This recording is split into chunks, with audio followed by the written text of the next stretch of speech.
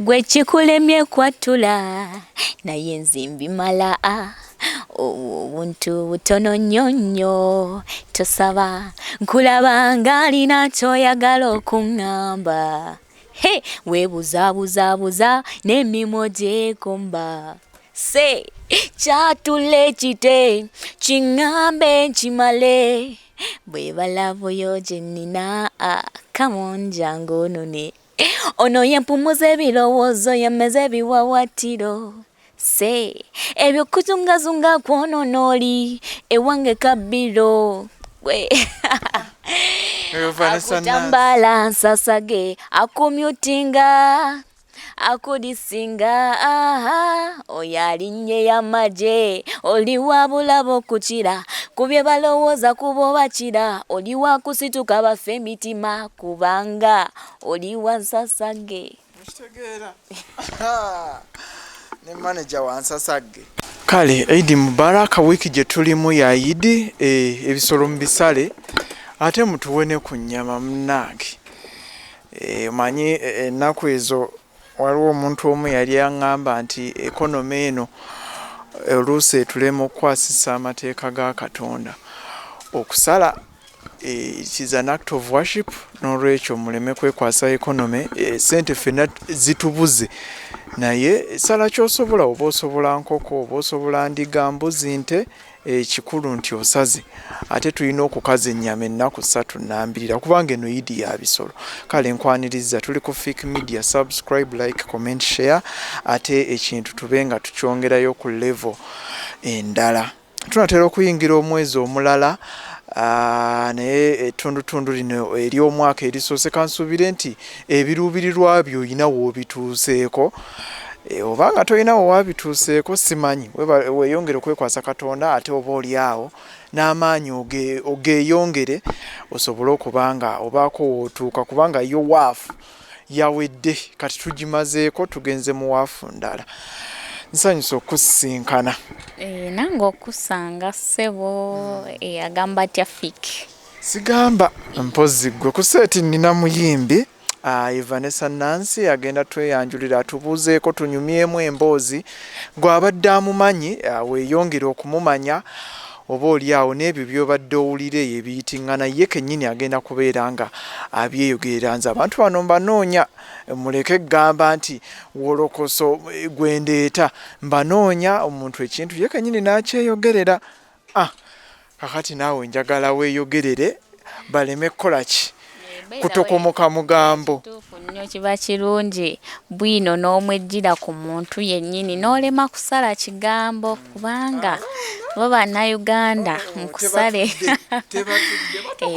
ekigambo kyo naye nga jase bigambo birina kuba bitono nnyo amangu ddala nga tobiinaako bwino mungi nnyo naye ng'era tetubagaana kwogera boogera ebitalina mitwe n'amagulu obakkiriza tubagaana kwogera ensi mwogera ensi neetambula ne tugenda maaso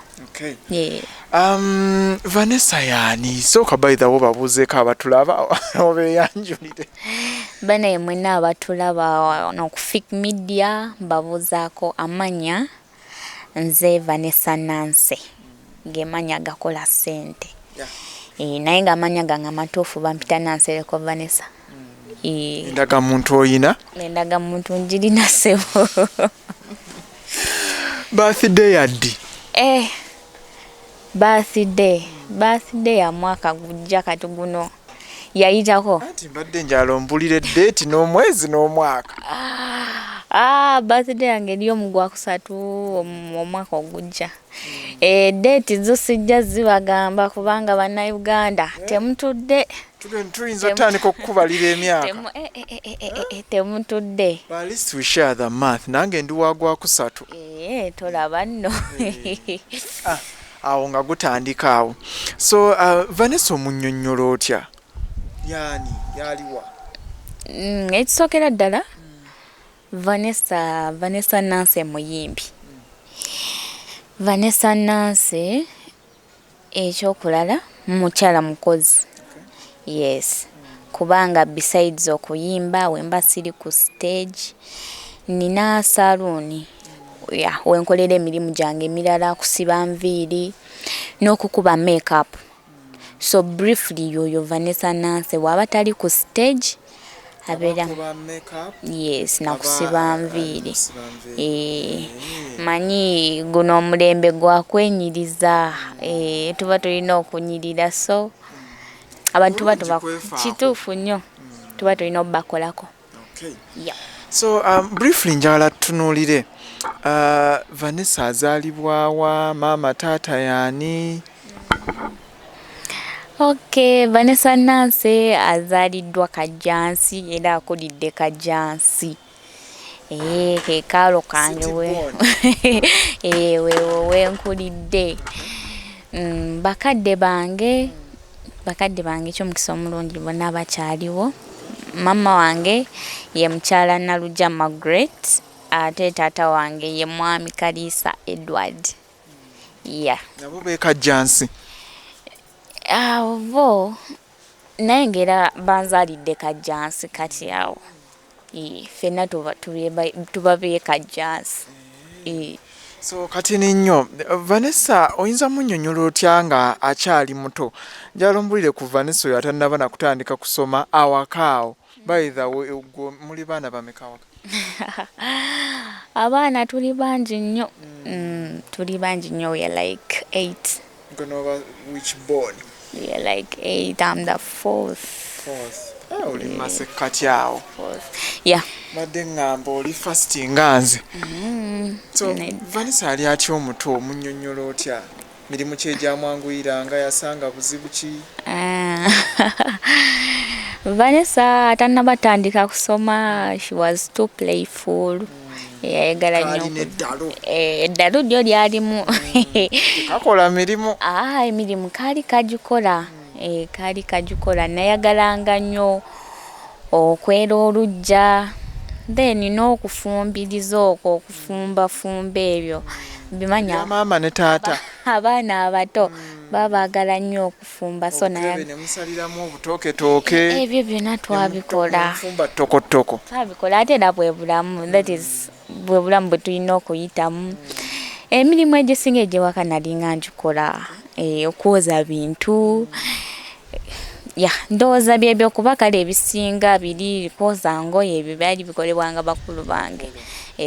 So tutunulire Vanesa agenze ku ssomero. Kindergarten zaaliwo ebiseera ebyo. Kindergarten ziyinza okuba nursery schools zaaliwo. Kindergarten simanyi nnyo naye ziyinza okuba zaali zatandika naye tetwazettanira nnyo. Naye nursery schools zaaliwo.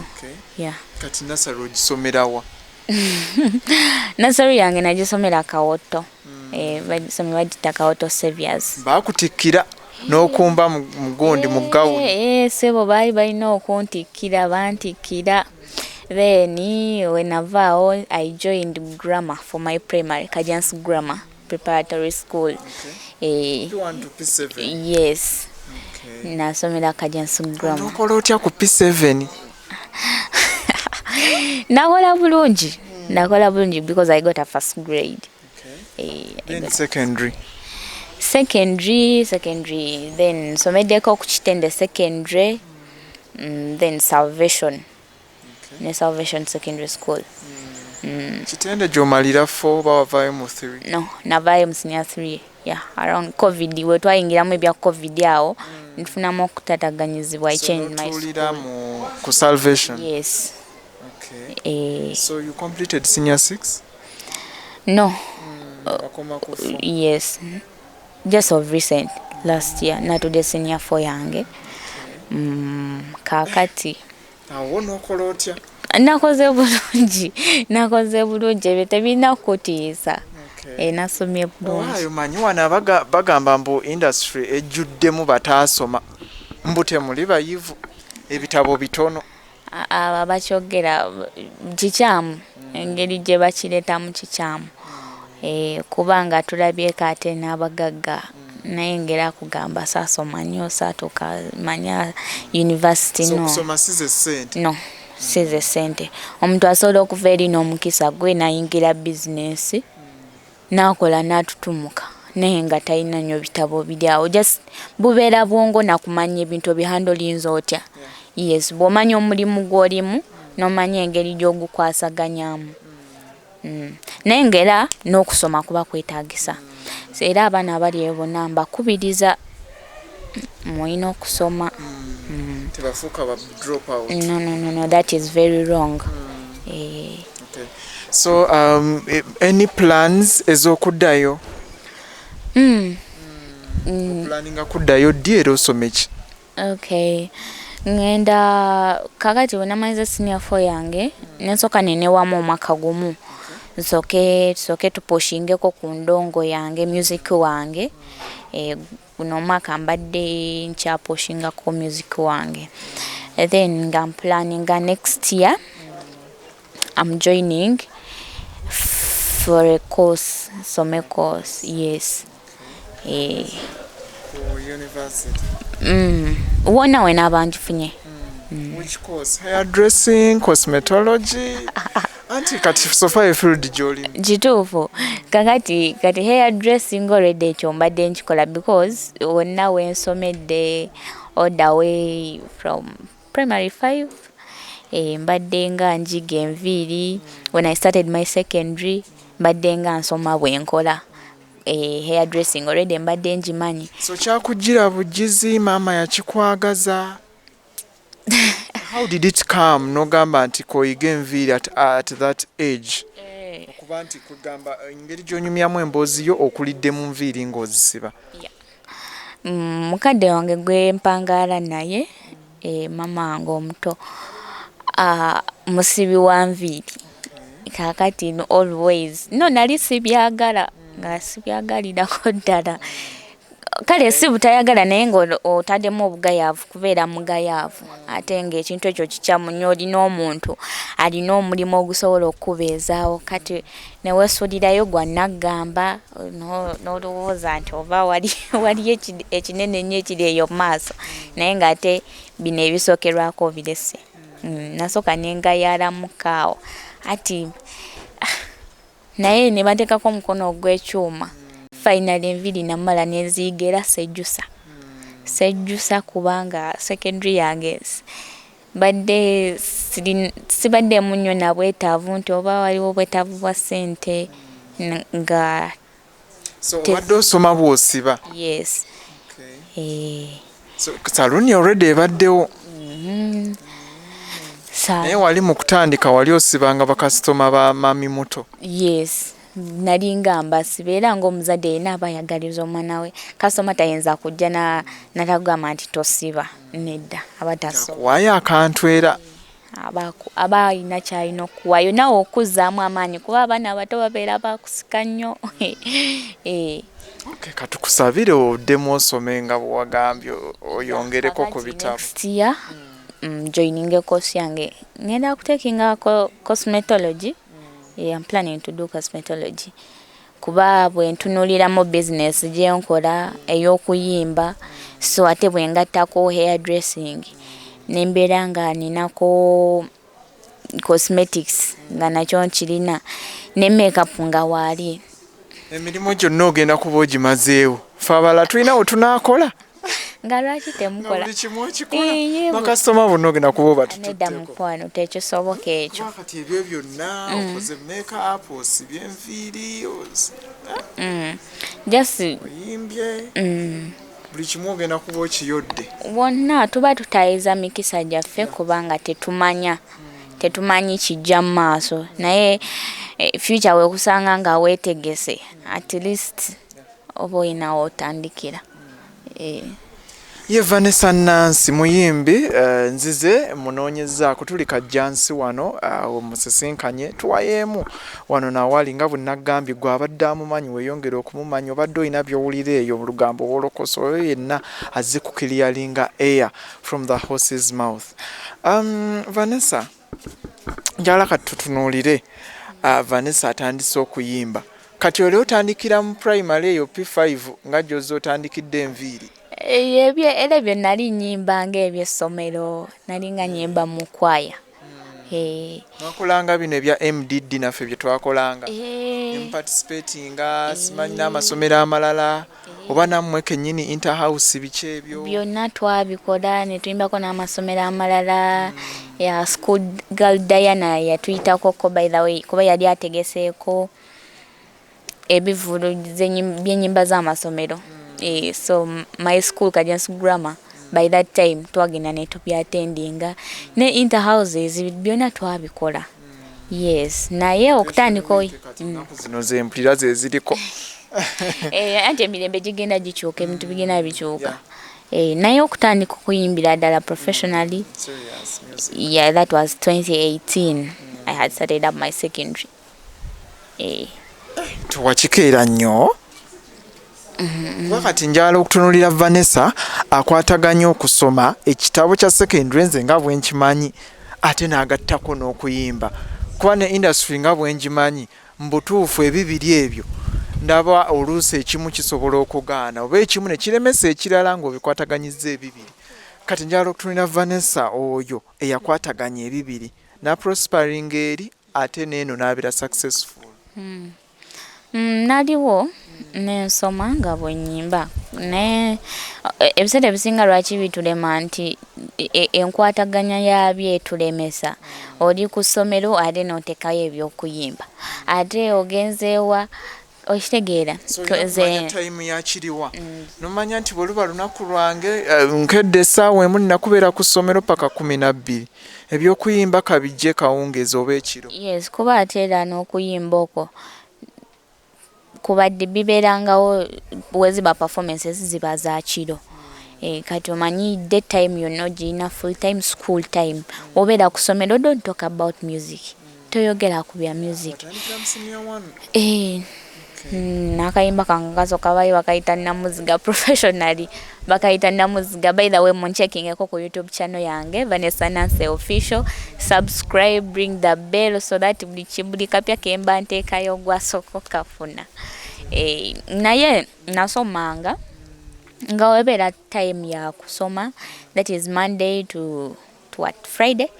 Then Saturday nsobola okugendako mu studio waba waddewo program yo studio n'engenda. So okusinga obadde ne maama muto? Mbadde naye kuba transport issues. Naye nga sibadde na buzibu bwonna n'abazadde bange gye bali. Yes. Okay. Ekyokuyimba kino bo bakirecevinga batya? Bakulabamu ekitone kino right from nga bw'ogambye okay fine watandikira mu S1 serious music naye okuviira ddala emabega bazze nga balaba muwala we nti ajja kuyimba muwala waabwe? Sijja kulimba lwakuba nti nabeerangawo ne tuyimba mu ssomero. Ngera omuzadde osanyukira omwana bakimanyi nti oyimba mu kwaya biki? Yes. Kakati then bajja ne bakulaba ne basiima. We nali ntandika professionally, management yajja neyogera n'abazadde bange era ne bakiwerokaminga kubanga bino ebintu olumu omuzadde oyinza okugaana omwana naye ng'omuzibira mikisa gye kubanga tetumanyi ffena tetumanyi kiri mu maaso. Naye bintu just bya kuriskinga. Tuyinza okulaba nga ebitabo bye biyinza okumugasa ennyo ate oba oliawo ekitone nakifunamu nnyo okusinga ebitabo by'omusibyeko. Kuba tulabye abantu bangi nnyo bali successful ku talenti zaabwe nga tafrontinga bitabo naye nga talenti yemutuusizza buli wamu buli kimu akikoze out of talent. Tulabye Stabuwa Natoro mukyala mugagga buli kimu akikoze but just because of her talent. Yes. So bakakibowa abazadde abayinza okugamba nti anzi njagala mwana wange asome afuwe oluzungu biki nga talent alinga ye atagirabamu mugaso. Abazadde bonna abali eyo mbakubiriza si kibi okusomesa omwana ate era si kibi okukubiriza omwana okusoma naye waliwo life nga there is life after school okitegeera. So omwana oba omulabyemu ekitone kyonna era ng'alina wasobola okitwala wonna n'akifunamu omwana just kuba kumugaidinga n'omugamba nti kyogenzeemu olina kweyisa bwoti ne bwoti tuba twetaaga kutulungamya kutulambika how should we do things naye nga tomugaana kukola waba ine kitone kyalina tokizibikira. Yes. Akayimba akasooka katubuulidde tuyiseemu mu nnyimba nga bwe zizze zeddiringana paka ku kapya akaliwo essaawa eno. Ennyimba nga nina mpitirivu. Ennyimba zo nina mpitirivu. Engeri gye ziri ennyingi kati kalibu okamala wakakubira mu senior 1 olozaako kaliwo. Producer Jonna. Yes. Nakakoya wa producer Jonna. Yeah, Josh's the writer yakawandika. Josh's the writer muwandiisi wange. Yes. Yakampandiikira. Olwo mu meeting otya school girl Diana yamukutuusaako. Ya connecting akuye. Wali omumanyi. Nali simumanyi sijja kulimba naye kyenyiza okujjukira yali because of my manager right now. Kuba olwagira ne tufuuka abamikwano, he became my writer. So yawandiise zino zonna? Ennyimba ezisinga yaziwandiise lwakubeera nti mbaddekera n'abawandiisi abalala. Kati nina Namuziga yamuwandiika, Wantamiiza, nina akayimba bakayita Nsasagge, nina akayimba bakayita Onyonyogera, nina akayimba bakayita Akagugu. So ennyimba ezo zonna yaziwandiika, Joshua the writer. Then ninako producer baali banjawulo kuba nakolerako ewa Bawa. Producer Bawa yakola Onyonyogera. Ensasagge yali ya producer Jonna. Then Wantamiiza yali wa Music Craft. Bamwita producer Devio wa Music Craft. Then nina Akabbiro. Akabbiro ra Music Craft still, producer Devi. Nina Okunoga kwa Brian Beats. Nina Mbimala. Yes, kekayimba by the work aliko right now. It is my latest release. Kena sembye yokuta bakayita Mbimala. Jamie Culture yakawandika. That's a very good writer. Yeah. Producer Moscan nakakuba. Chechimu. Moscan Chechimu naka producinga. Dev Timas nakola video. Yeah. Bwento naye ngobimba nyina bungi nnyo ne bwesogedde. Mulamwa ki gosinga okutunuulira? Okay, ndoza kiri mu management naye naawe you are part of it kubanga music ono gwa muyimba. Oyinza okugamba nti manager yansiimira n'angamba nti nze ekyo nkisiimye nga manager yimba ekyo. Ensalawo ennyimba zino eba etya? Kubanga tulabye nga teweewandiikira, you use writers. Okay. Ensalawo si yanakyemalira. Kubanga nze nina management yange. So manager agula oluyimba n'alukuleetera n'olulaba n'oluwuliramu bwebaddemu tusooka giwulirizamu, tutuula ffenna ne tugiwulirizaamu ne tudecidinga will it work for us n'okusinziira kye tubala dunaatukolera. Then ne tusalawo ffenna nga management, si kusalawo nti manager yasalawo nti oba nze nsalawo nti luno lwenjagala, okitegeera. Lwaki osinze kuyimba ku love? Oba nze mpulira obubi music wo? Music tompulira bubi. Omulama lwaki gwa love okusinga? Kubanga omulama gwa love kubanga love bangi bagiyimbyeko, ebaddewo tugiwulidde, ate naawe zero oyimbye ku love. Ayino neera gye nina okuyimbako kubanga oli mu love. Nyinza okubanga sigiriimu naye nga mu bulamu buno osobola okuba nga osuubira okugibeeramu. Nyinza okuba right now sigiriimu naye nga bujje eyo nja kugibeeramu. Naye waliwo n'abantu abaliwo right now, Fiki naawe oyinza okuba saawa eno oli mu love. Siri mu love. Anti olwaki mbadde nkubuuza ekyo nti ebiseera ebisinga muyimba ku bintu bino abamu babeera babiyitamu, then abalala oli ayinza oga nti naye kati Vanessa ayimba ku love kikyategeera ku mukwano. abantu baagala nnyo oyimbe ku kintu ekirireetinga naawe. Kiyinza okuba nga tekirireetinga ku nze naye nga message gye nnyimba erina omuntu gwekwatako out there. Gy'ova n'osanga omuntu nga yayambala oluyimba lwo okitegeera kuba bye wayimba byali bimukwatako. Naye nga love sigirimu right now naye gye bujja eyo nsobola okugibeeramu. Osuubira? Kale ndowooza muwulidde abamwepikira ebibatu batege. Tebatega abaana abo basooke bakuleke. Ankyalina ebyokukola bingi byembala bikyali bingi nnyo so ekyo kijja kujja mu maaso eyo si kati. So Vanesa, music omusanze otya? Bizibu ki ebiri mu kusoomozebwa ki kw'osanze? Music sagala kutiisa abali eyo baagala kujoininga music naye nga mu byonna music si kintu kyangu. Olina okukiyingiramu nga weesibye mmeka bagamba weesiba mmeka bbiri tezikyamala zirina kuba 3 oba 4. Kale kyonna kyekiri naye nga music kyekintu ekitali kyangu kuba first of all it is expensive. Ali expensive nnyo. So oba tolina management oyinza obutamalaako bulungi. Osobola okumalako just lwakuba nti pace kwoba otambulira tebanga yoona alina management. Pace biyinza okwawukanamu ebintu ebyo.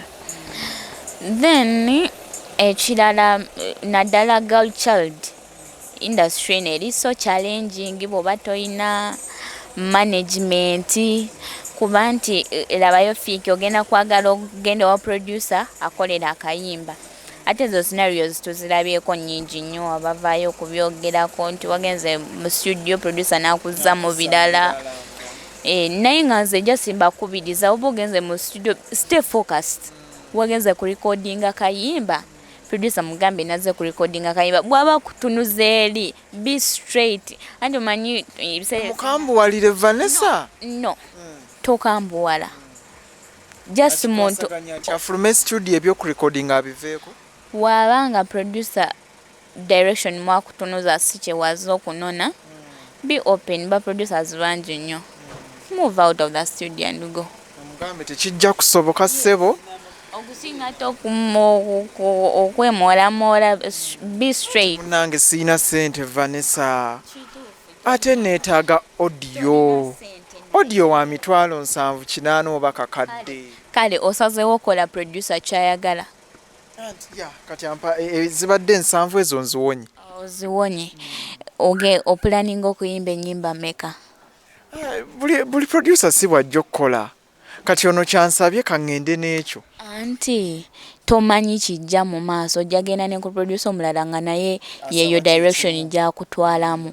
Ate balina network. Obonaakomawa producer X agamba producer Y nti Vanesa totawaana naye gwe kola bukozi bwoti ajja kukola ki naye dignity y'obogi ogiyiye okitegeera. So nze njagala nnyo omuntu abadde straight forward nomugamba ekyo kiganye to maybe you try other things ogende ku producer omulala kubanga ekimu bigaane otambule studio 10 nga bigaanye. Tebisobola kugaana ojja kubanga si ba producers bonna sinti bwe batyo bwe bali. Yes ati so naagaana ono mulala nakkiriza okukolera ku ekyo ky'olina akasente akatono k'olina than giving out your body ogenda gugaba paka ddi. Badde ndakuga nti n'aba producer abamu bambi bafumbo naye nenzijukira waliwo omuntu omu kye yaŋŋamba nti ate ba producer b'abafumbo tobalaba tebateze kibatu ate abo be bategera ddala n'okusinga bano abavubuka ba producer abavubuka abatannafumbira. Kituufu naye nze ate nkyebaliza Mukama kubanga bukyanga ntandika okuyimba movies ne management yange paka sawa ya kakati. Yes kuba nti manager wange abaddewo okuba nti kugenda mu studio tugenda fembi ate omuba mutuuze mukola business yabalese nemugenda so producer agenda kuba talina budde bukuza mu ddoyi ate Vanessa ate Nancy studio sessions ezekirezo twalikoze bwe tuti so manager wange mwebaza nnyo kubanga abaddewo ebintu ebyo ne baba presenters nti ba radio presenters ba TV presenters scenarios ezo tuziwulira bayimbi bannaffe bayitamu naye omuntu alina management era nkubiriza nnyo abayimbi mwenna buli alina management atanabagifuna nkusabira ogifune agirina nkusaba ogikwate bulungi kubanga ereme kugoba